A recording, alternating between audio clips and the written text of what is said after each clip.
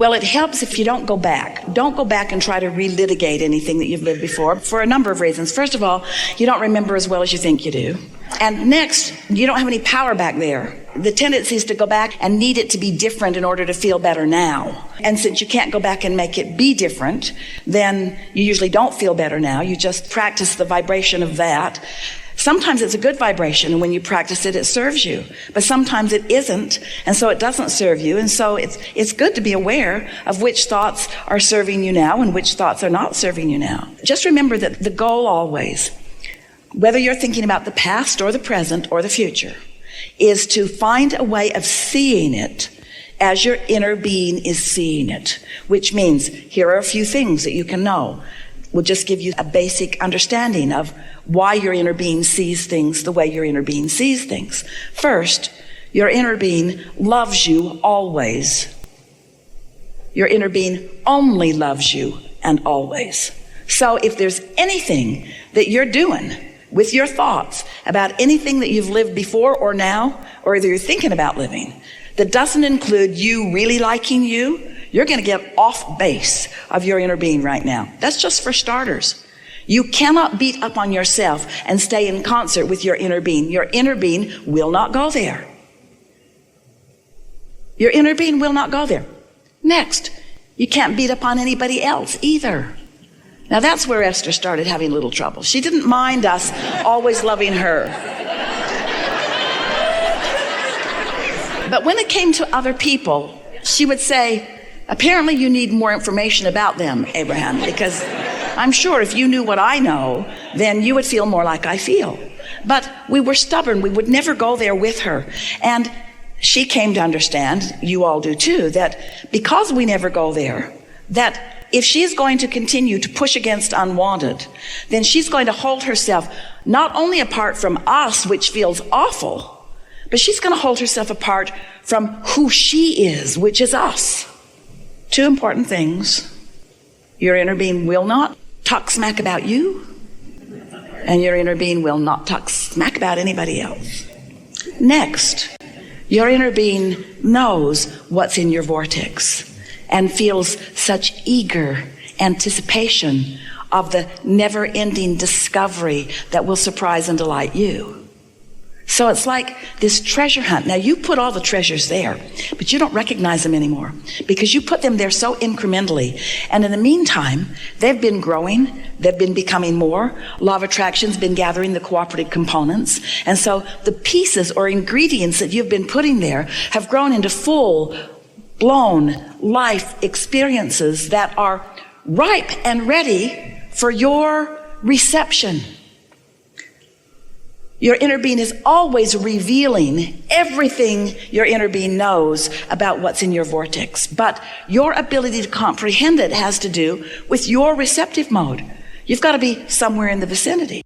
So, you got to like yourself, you got to like others, and you got to feel anticipation of everything you want coming to be. That's the bargain you struck when you decided to come. You said, I'll like me, I'll like others, I will appreciate and respect the contrast in which I live, I will give birth to lots of new ideas, and I will anticipate the full-blown living of those ideas.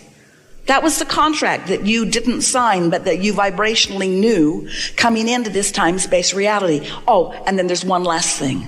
You said this and you meant this with everything that you are. And I will live happily ever after.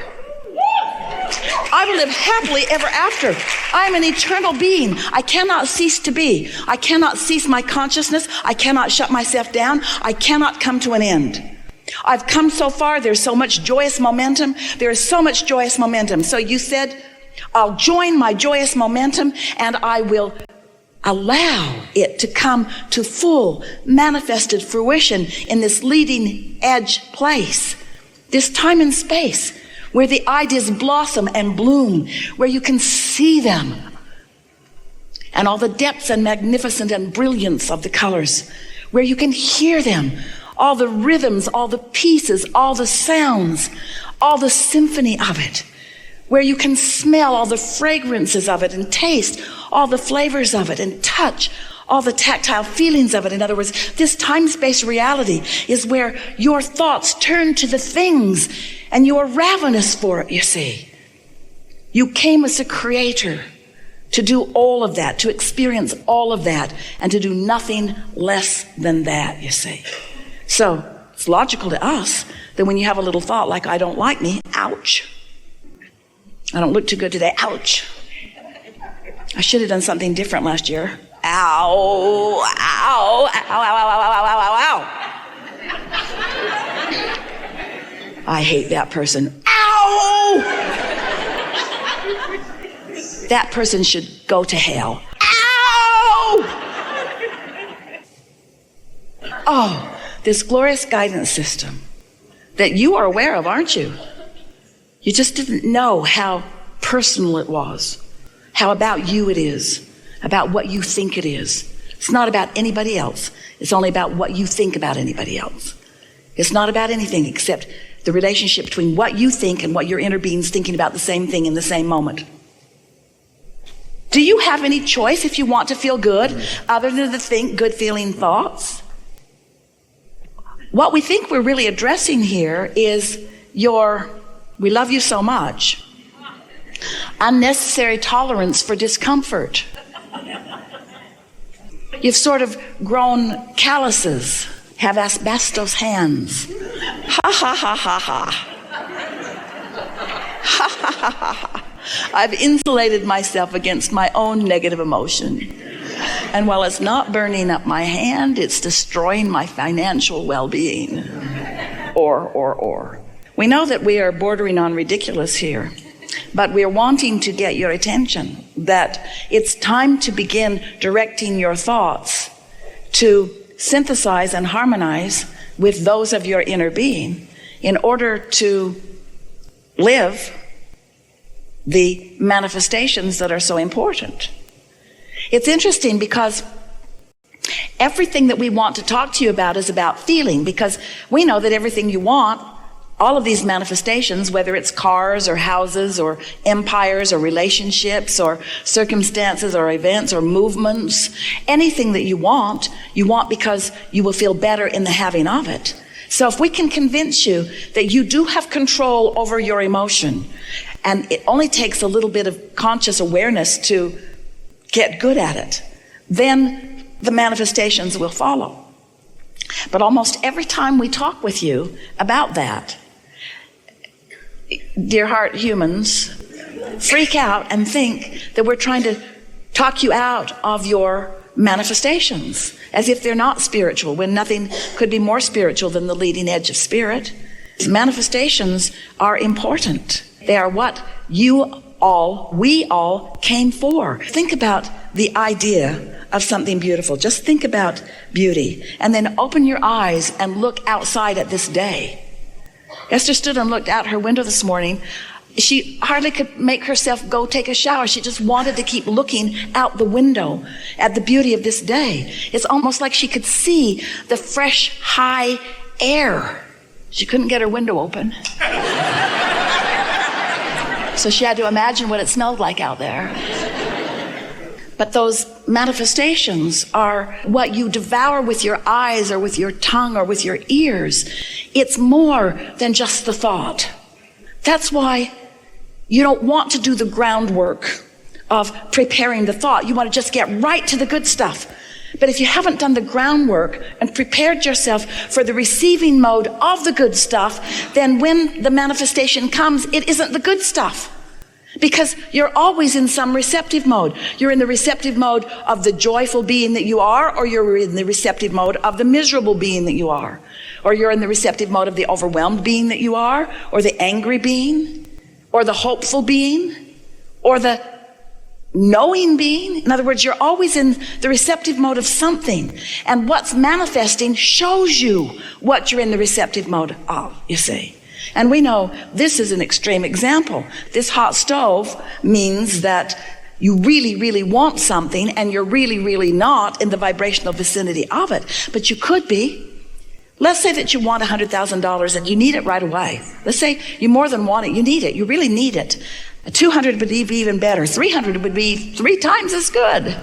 You could use a whole lot of money and you could use it fast. You want it and you want it now. So you speak it out to the universe, not for the first time today, for the 100,000th time today.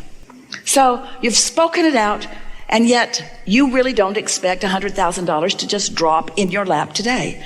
You don't check your bank account every hour. Is it there yet? Is it there yet?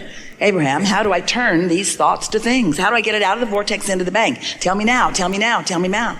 I want it in the bank and I want it in the bank now. Well, you're not going to likely get it in the bank right now, this red hot minute. There's some other things that you are going to want to do first. But the important thing that we want to convey to you is you could find a feeling of prosperity today. You could do it in the next hour. You could do it in the next 10 minutes. You could do it in the next 3 or 4 minutes. You could focus in a way that makes you feel the same prosperity that your inner being feels. And for a moment, you could be in a receptive mode where an idea could come to you. And if you could continue to find that feeling place, not needing the condition to change in order to find the feeling place, but finding the feeling place because you're capable of doing it, because it's your natural state of being, and because your vortex represents it. If you could find the feeling place of your vortex, if you could find the feeling place of your inner being, if you could feel your confidence even before the money's in the bank, if you could feel expectation about it, then more ideas flow. Because the same process turns your thoughts to your things that turns anybody's thoughts to anybody's things. Nobody's doing it differently. Thoughts turn to things. You just can't think against your thoughts without turning yourself against the things that you want. You can't think about what you want and then notice that it's not there and get any closer to the idea that will bring it. You can't long for it and hurt for it. You can't suffer over your ideas. Oh, I had the best idea, but it won't ever work. I have such a good idea. It seemed so good in the beginning, and then I realized that I'm a failure. Have we taken this too far? We don't want you to ever forget. We want you to find your emotional sweet spot more of the time, because you can find your emotional sweet spot anytime you decide that you want to, even if it just means sitting and quieting your mind or finding anything to think about that doesn't poke at you in some way.